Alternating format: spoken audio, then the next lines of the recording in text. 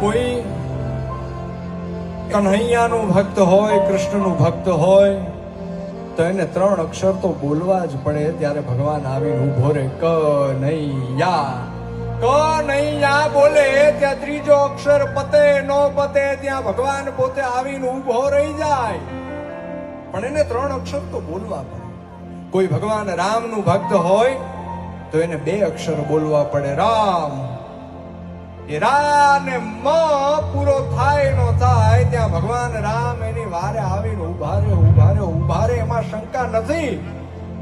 પણ દુનિયાનો કોઈ એકાક્ષરી મંત્ર હોય ને તો એ કેવળ માં છે, કે જે માં શબ્દ મોઢામાંથી નીકળે ને એની પહેલા માં આવીને ઊભી હોય કે મારા દીકરાને શું થયું, મારી દીકરીને શું થયું.